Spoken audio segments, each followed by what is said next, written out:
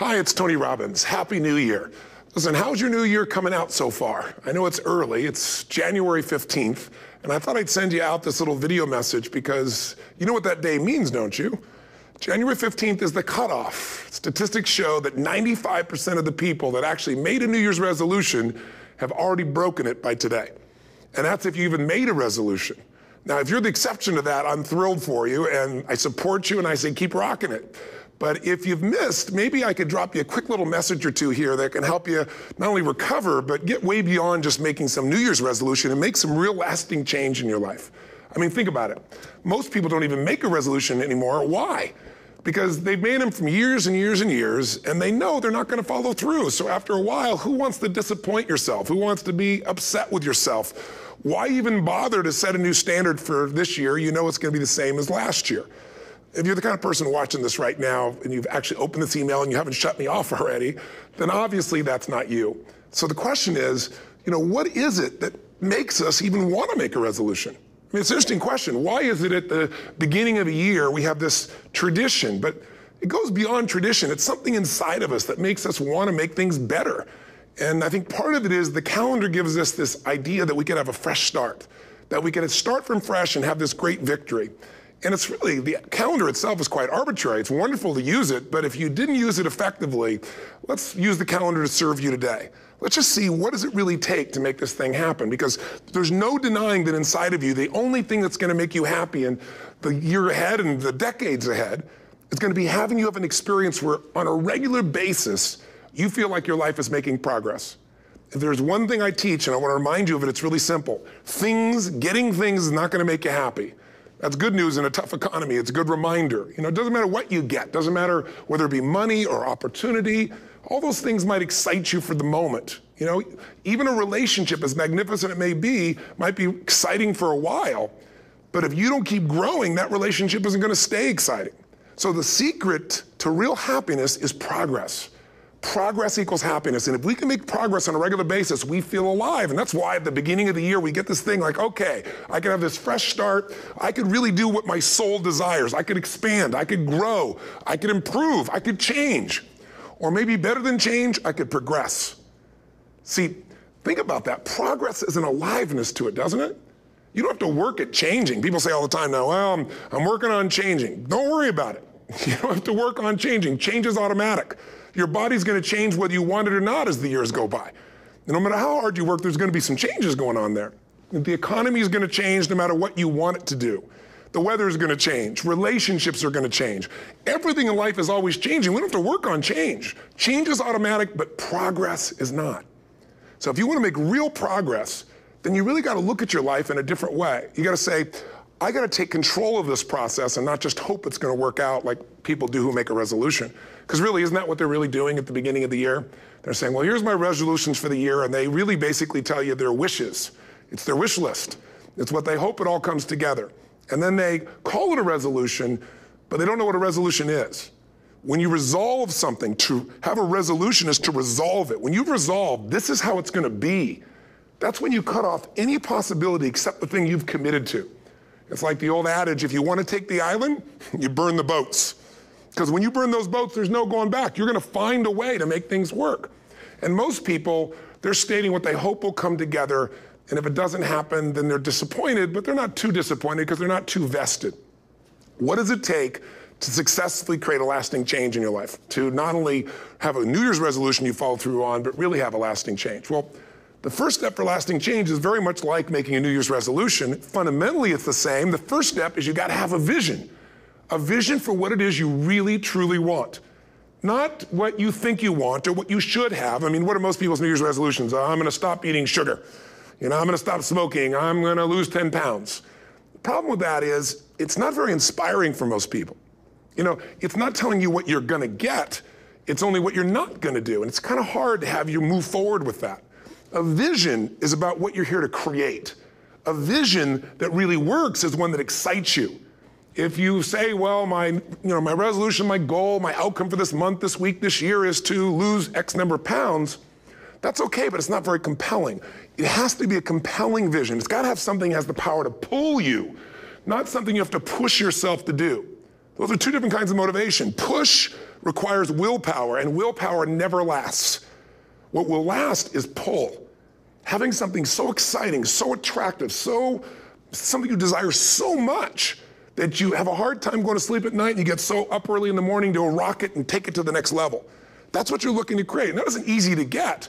But one of the reasons we do seminars and events, and we say, why do that? Why not just read a book or something? Is because when you get in an environment where you're with people that are being put in a peak state, like when you're going to a sporting event, if you watch a sporting event at home, it might have a certain level of excitement. But when you're in a stadium with 50,000 people, suddenly it has a whole different level of intensity. And we feel that. And the bottom line of our follow-through comes down to our emotional intensity. In a different state of mind, you're going to come up with a much better and a more exciting vision than if you're sitting on the couch going, okay, what are my new resolutions for this year? And you're doing it the morning after the new year has started and you're a little inebriated and the football game's on in the background. Probably not going to have the power of focus there. Probably not going to have the power of the energy to create something that's going to pull you for this year. And you got to do that. So it's got to be a vision that's compelling. Something that it's going to be a gift to make sure that it happens. And also, along with that compelling vision, you got to have strong enough reasons that you're going to follow through when the going gets tough. That's one of the biggest things missing for most people. They say, this is what I want to do. It's not very exciting. It's not very compelling. But most importantly, they don't have strong enough reasons to push themselves through what's going to be necessary to get that dream, to get that goal when the inevitable challenges come up. When you're starving, hungry, and you're trying to go on a diet, right? When you got no time and you're stressed out and you haven't worked out still, and that's what you're supposed to do. When the economy gets tight and what you thought you're going to do doesn't work, and so you give up on the goal instead of finding another way to get there. You don't let the fear take you over if you've got strong enough reasons. Those reasons can be positive, or those reasons can also be negative. They can be, if I don't do this, this is going to cost me. And if I do this, this is what I'm going to gain in my life. Reasons come first, answers come second. If you get a compelling vision and you got strong enough reasons that will push you through the tough times, you're going to do things other people don't do. Instead of collapsing, even if you get off target, you won't go, oh, I blew it. You'll get right back on target, make the change, make things happen. And I know you've done this in many areas of your life. Just think about it again. I'm not teaching you something really new here today. I just want to remind you of what your soul knows. You got to change, you got to improve, and you got to go through a simple process fundamentally to make that progress. First step, vision that's compelling. Second step, make sure that there's strong enough reasons to follow through. Third step, you got to review it and feel it every day.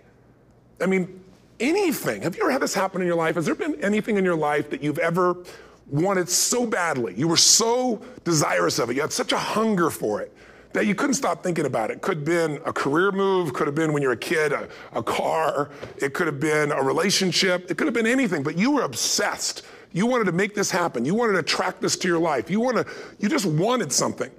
And you didn't even know how to get it. But it was so compelling to you. You kept thinking about it every day, envisioning it, imagining it, feeling it. And then stuff happened. And suddenly you started to attract people or situations to your life, and it just came together. Like, you didn't even have a total plan. It was just that it was so a part of your focus with so much intensity and emotion so often that it sensitized you to notice anything that could get you there. There's a part of your brain called the reticular activating system. For short, we call it the RAS. That part of your brain determines what you notice in the world. And it's really important because when you set a goal, when you get really clear on a vision and there's strong enough reasons and you review it enough and it becomes a part of you, that part of your brain says, anything that relates to this, I need to notice. It's like, did you ever buy a certain kind of car or maybe a certain outfit and suddenly you see that car everywhere or those outfits everywhere? Well, you know the cars were always around, but why do you see it now? Because your RAS knows this is important. This is part of my world now. Similarly, when you really get clear and it's compelling and you're reviewing it every day, you've got strong reasons and you're reviewing it every day and you're feeling it, the brain becomes incredibly acute at noticing anything to get you to move forward. And so that's the power of this. So, what do people do with a New Year's resolution? They come up with something they kind of want. It's not a compelling vision. They don't really have strong enough reasons, and they never review it again until they notice that they broke what they said they really want to make happen, because they didn't really resolve. If you resolve, you got the vision, it's compelling, you review it daily, and you feel it, you envision it, and you experience it. Simple as it sounds. Now, ultimately, what is this really about? Ultimately, if you're going to have lasting change in anything, you're really talking about just raising your standards. I mean, I always tell people, if you want to know how to change your life, I give it to you in 3 words, boring as it sounds: raise your standards. And what does that mean? corny as it sounds. Raise your standards. Oh, thank you for the breakthrough thought, Tony. I'm glad I wasted my time watching this little email with you. But think about it. Lasting change is different than a goal. You don't always get your goals, but you always get your standards. Maybe it would help you is to think about it this way. I try to explain standards to people with a different set of words. Think of it as everybody in life gets their musts. They don't get their shoulds. Like, think about it. Most people have a list of shoulds, don't they? Don't you have a list of the shoulds, things you should do, you should follow through on? I should lose some weight, I should work out more, I should make more calls, I should respond more rapidly to my email, whatever, you know? I should get into the office earlier, I should be, more confident, whatever your should list is. People love to have their should list be met, but it's kind of like New Year's resolutions. If it does, it's really exciting, but if it doesn't, which is most of the time, it's a little disappointing, but you kind of know it's not gonna happen. But when you decide something is a must for you, an absolute must, when you cut off any possible, you say, I'm gonna find the way or I'm gonna make the way. Human beings, when they resolve things, when they make a real resolution inside themselves, which is they raise the standard and they make it a must, they find the way. Think about it in your own life. Haven't you had some area of your life where you raised your standard and your life has never been the same? Maybe at one time in your life you smoked cigarettes, or you did something and you did it for years and you kept trying to change it and kept telling yourself I should. And then one day something happened. Something just clicked you over. Something took you over that kind of tipping point. And inside yourself you said no more. And it was a very, very different experience, wasn't it? Something inside of you shifted and what was a should became a must and you've never gone back. Is there an area like that in your life you can think of? Again, did you ever smoke cigarettes? Did you ever eat a certain way, drink a certain form of alcohol, and then finally say no more, and you just don't go back? And notice this, it doesn't really take any willpower anymore. Because somewhere when we make this click, when we make something a must, we attach ourselves to it. It becomes part of our identity. And one thing I've learned in the last, 33 years of working with people from now over 100 countries, 4 million people, is human beings absolutely follow through on who they believe they are. If you said to me, well, I'm really gonna work hard to stop smoking, but I've been a smoker my whole life and I am a smoker, I know your days are numbered. You're gonna be back smoking cigarettes again because we all act consistent with who we believe we are. I tell people the strongest force in the whole human personality is this need to stay consistent with how we define ourselves. If you define yourself as somebody who is really conservative, you're not gonna be crazy and act nuts unless you're really drunk or something, and then you can say it's the alcohol, when it's really just you finally getting permission to be yourself. The alcohol is your excuse. If you're a really crazy person, you act crazy, outrageous, playful. You don't act conservative because that's not who you are. Very often people say, well, I can't do that, I'm not that kind of person. And I always say to people, really, when did you define yourself? I mean, really, how many years ago did you come up with what you could and couldn't do in your life? How many years ago? Most people, if they really look at how they're living their life today, it's based on a set of standards, a set of beliefs that they made choices about 10, 20, 30 or more years ago. I mean, very often we made decisions in our youth or very young about what to believe, about what we were capable of, about who we are as a person, and that becomes the glass ceiling, if you will, that controls us. There's a corny metaphor, but it's true. I remember one time I was with my family at the circus and there was a person there and they had this big giant elephant, and you look at this elephant and they take this little rope, put it around the elephant's neck, and they drive this stake into the ground. And I mean, you look at this and you know that elephant could rip down the entire tent with almost no effort, and yet the elephant doesn't struggle, doesn't try. Why? Because the elephant's conditioned. And they take that elephant and condition the elephant when it's a baby elephant. That's how they train him. When it's a little baby elephant and it doesn't have the power yet, they put a big rope around it and they drive this huge stake in the ground, and the elephant fights and fights and fights. And one day, finally, that elephant decides, I'm not capable of pulling this out. And once that becomes the definition of an identity of anyone, an elephant in this case, they don't even try anymore. It's just who I am, that's how it is, that's just the way it is in my life. I'd like to ask you to take a look at any place you've got a limitation and ask yourself, when did I decide to accept that limitation? And you may not even see it as a limitation. You might see it as just that's who I am. But so often in our lives, we've adapted to be a certain way so that we don't fail or so that people will like us or respect us, but it's not necessarily who we are. Joy comes when you're spontaneous. It's really hard to be truly happy when you're not being yourself. And most of us have no clue who we are. And so a big part of my work, if you've ever been to an event, you know, is to get people to do things spontaneously without thinking, because that's when the real you shows up. That's when the energy comes alive. And when you do that, when you start to connect to your true nature, suddenly there's energy available for you to set a higher standard for what you want in your life. That's what this is really all about. And when I talk about standards, when I talk about, shoulds versus musts, think about your own life. I know there have been areas in your life where some point in time you just shifted and you raised the standard and your life changed. Because whatever people have their identity attached to, they live. We live who we believe we are. That's just how it works. It's just kind of like, I'll give you an example. Look at your physical body. Your physical body today is an absolute reflection of only one thing, not your goals, not your desires, but your standards. The identity you have for yourself. If your standard is you're an athlete, then there's a certain amount of strength, a muscle tone, and energy that's available in your body on a regular basis because that's who you are. And so you do whatever's necessary to maintain that identity. Again, the strongest force in the human personality is this need to stay consistent with how we define ourselves. Because if you don't know who you are, you wouldn't know how to act. Once you lock in on that identity, your brain finds a way to keep you there. If you say, man, I'm overweight, I've always been overweight, I'm big boned, and that's the story you've got, then you're gonna always find a way to get back there. That's your settling point. That's your identity. That's where things lock in.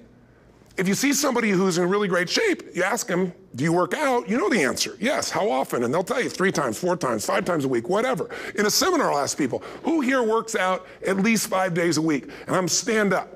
And you look around that room, and you know that they work out 5 times a week because you can see their body. You don't just get a result without some kind of action, without some form of ritual. Ritual meaning actions you do consistently. Now, do you think those people that are out there working out 5 days a week, do they have more time than you do? Or I have, or anybody else? Of course not. Is their life less busy? Of course not. It's just a must for them. They must work out that way, and they've made that turn and their life changed. So I'm not saying you have to work out 5 days a week. I'm just saying whatever you really want, wants don't get met consistently. Standards do.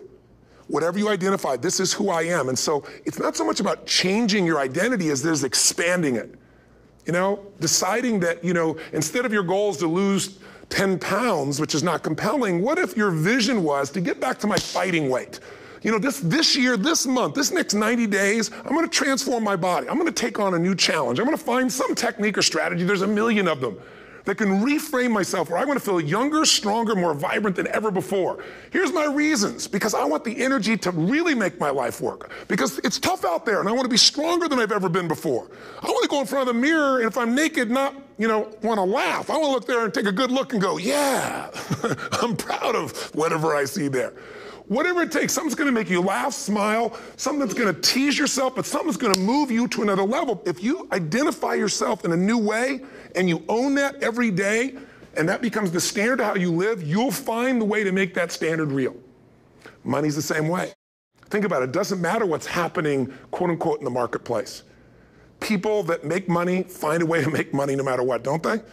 I mean, most people's standard is to pay their bills. So that's what most people find a way to do, even when economic times get tough. Most people, if that's their absolute standard, they find a way. Some people's standard is pay their bills most of the time. And so most of the time they do. Some people's standard is not just to pay their bills, but to take care of their family and maybe even some of their friends. And they find a way. In fact, some people may be in a family where they don't have enough money. They barely have money to pay their bills. They work their guts out. And then somebody, their mother, their father, somebody else, their sister gets ill, and there's not enough money to take care of it. Nobody else has money in the family. They don't either, but they find a way to get that money to take care of their mother or father, don't they? And pay their bills. They never could do it before. Why? The situation made them raise their own standard. And not everybody does that. Somebody else in the family might have money and still not take care of their mother. It all comes down to the inner game, my friends. Changing your life is a change in the inner game. The outside world you can't control, but you have absolute control over this one if you learn the dynamics of what shapes you. And identity is one of those simple, clear, fundamental basics that if you start to shift it, everything else will shift in your life as well. Some people, by the way, have to have more than enough money to do what they want, when they want, where they want, with whomever they want, contribute the way they want. And if that's their must, they find a way. I know that sounds overly simplistic, but it's true.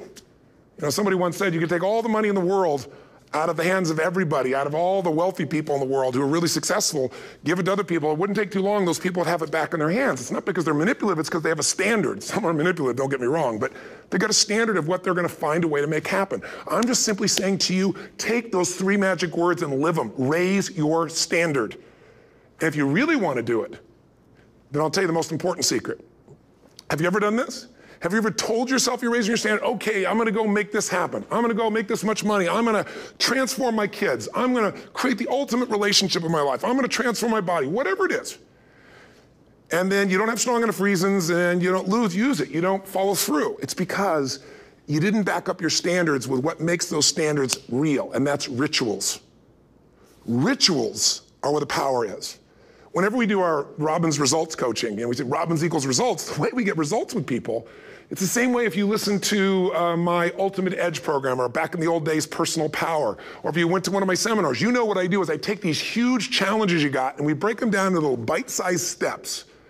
Little things you do each day that after you do them, you get so much momentum that it's easy to succeed. You're not overwhelmed. You have these victory day after day after day on little things. If you went through Ultimate Edge, I'm sure you learned about the hour of power, or the 15 minutes to be able to be fulfilled, or 30 minutes to thrive, where you literally just condition your body and emotion with a couple little rituals. So it doesn't matter what's going on in your world, you feel that strength, and it's not fake, it's not some pump up, it's coming from inside you, and it works. Rituals define us. See, all the results in your life are coming from your rituals.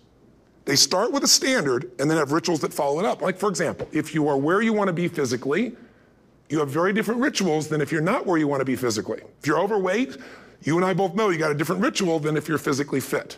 Completely different. You get up in the morning, what's the first thing you do if you're fit? Your shoes are there, you roll over, doesn't matter how you feel, you put on your shoes, you lace them, you start walking, or whatever that ritual is. If you're overweight, you roll over and you have a very different ritual. You might roll over several times to turn the alarm clock off. You go in and get your mocha smocha, whatever, special coffee. You stop by at Starbucks, or whatever the case may be. You have your nice sugar muffin. It's supposed to be really nice for you. Whatever you do, it's a different ritual. If you have a great, passionate relationship, you have very different rituals in how you come home than if you have a lousy relationship. When you come home and the first thing you do is you're tweeting somebody, or you're emailing, or flipping on the news, or you don't even come home. What are the rituals? Whenever I study people that are successful, what I look for is what's the standard they hold themselves to, and then what are all those little rituals that add up? Because think about it. Success and failure are not giant events. They don't just show up. You don't just suddenly become successful or suddenly have this cataclysmic event that makes you fail. It may look that way, but failure comes from all the little things. It's failure to make the call. It's failure to check the books. It's failure to say, I'm sorry. It's failure to push yourself to do things physically that you don't want to do. And all those little failures day after day come together until one day some cataclysmic event happens and you blame that. That event happened because you missed all the little stuff. Do you agree with me? And success, by the way, is not some overnight event. It's all these little things. Success is having a vision. Success is making it compelling. Success is really seeing it and feeling it every day with strong enough reasons. Success is feeling the sense that I'm here to grow and I'm here to give something to the world more than just myself. Success is caring about other people. Success is calling and saying, I love you in the middle of the day for no damn reason. Or sending a note. That'll change your relationship. Have a ritual of something funny, playful, or a surprise you do. How many relationships are dead today because they have no surprise rituals anymore? You need to have some rituals, some cool things you do that nobody else does that gives you a better life than anybody else has. All the little stuff, that's where success comes from. In business, it comes from delivering more than anybody could imagine. All those little things add up. People go, wow, that's who I want to do business with. It's true in any area of your life. So if you look at somebody who's really successful and you think, wow, I mean, they're so amazing, they're such a genius, you got to dig underneath and you got to remember something. People are rewarded in public for what they've practiced for years in private. Myself and my business people say, how do you get up and speak and you have no notes and you go for 3 days and nights and the room is like, everybody's wired and it's incredible. It's like a rock concert. How do you do that? How do you have that confidence? Well, it's not confidence, it's experience now. But I did so much behind the scenes and I still do to make things right. I mean, How many people would know that since the time I was 17 years old, before I walk out on stage, still do to this day, wouldn't need to do it, but I still do it, I never walk out there without being in an absolute peak state of mind. You know, there are days my back is hurting, my throat was hurting, or I may have had a challenge, or my father passed away, and I've still got to deliver for these people because my standard is give my all every time. Every event has to be better. Talk to anybody who's been to our events for 5, 10 years, some of our trainers, and I'll say, I don't know how he does it. He always finds a way to make it better. That's not an ego thing. That's a standard in me. I have to find the way. And my ritual, though, is I prepare, I think, I gather new information, I figure out how to put something across better. What do people need? I spend time with our customers. I see what's going on. And before I get on stage each time, I have this little ritual to put myself in a state of mind. And I did it starting like 17 years old. I started doing it. I'd say, I now command my subconscious mind. And I say this out loud several times, this little phrase, set of phrases, as an incantation to kind of condition my mind and body. And I'd say, I now command my subconscious mind to direct me in helping as many people as possible today by giving me the strength and the emotion and the humor and the brevity, whatever it takes to show this person and help this person change their life now. And I started that with a person when I worked with people one-on-one, and I would do that for 45 minutes driving in my Volkswagen to go serve and coach somebody for the first time. Now I don't say that person, I say these people, and I can go out in a room of 10,000 people and deliver for 50 hours, and I do it every time I come back on stage. It's a ritual to go into peak state. Peak states don't just show up, they don't interrupt you. Great ideas don't interrupt you, you gotta pursue them. I talked to Michael Jordan, I'll never forget, at the peak of his career, and got to watch his final game, saw him backstage and spent some time with him, and it was a pretty exciting time. He was the greatest basketball player I think that ever lived and has ever lived. And I asked him, I said, what sets you apart, Michael? What is it? And is it God-given talent, ability, skill? What is it? And he said, Tony, he said, I can shoot you straight. It's not, me trying to act humble. He goes, I have a lot of talent, a lot of God-given talent, a lot of skill. I've worked really hard. But he said, really, it's my standards. He said, every day I demand more from myself than anybody else could humanly expect. I'm not competing with somebody else. I'm competing with what I'm capable of. Magic formula. Because most of us lower our standards. Why? Because who you spend time with, my friends, is who you become. One of the biggest reasons I started going to seminars when I was like 17 is I had nobody around me as a great role model. I could read about somebody, but being around people, being in that environment was very different. Finding a way to go to work with someone who lived that standard of life was very different. You get around people with low standards and you compete with it. You don't need to compete with it. It's like, okay. Remember Jerry Springer? I don't know if he's still in the air, but I remember he used to get people on the show, and I thought, where would he find these people? And why would people watch? I'll tell you why they watch. They watch these people and go, my life's still pretty darn good compared to that person. Look at them. You don't have to change your life. All you have to do is find somebody with a lower standard, and you'll feel good about yourself. But if you feel that good feeling, it's an illusion. The only thing that's going to make you happy, my friend, and this year or any other, is to step up. It's to raise the standard. It's to discover what you're capable of and feel that incredible power of pushing through whatever's holding you back and get to the other side of more of your true self. That's what this game's all about. And look at the best of the world in anything. Tiger Woods, what's his vision? To win golf tournaments? No, to be the best that ever lived. That's his goal. That's his vision. But here's what's interesting. He backs it up with rituals. If you just have a vision and you don't have the rituals, stop lying to yourself.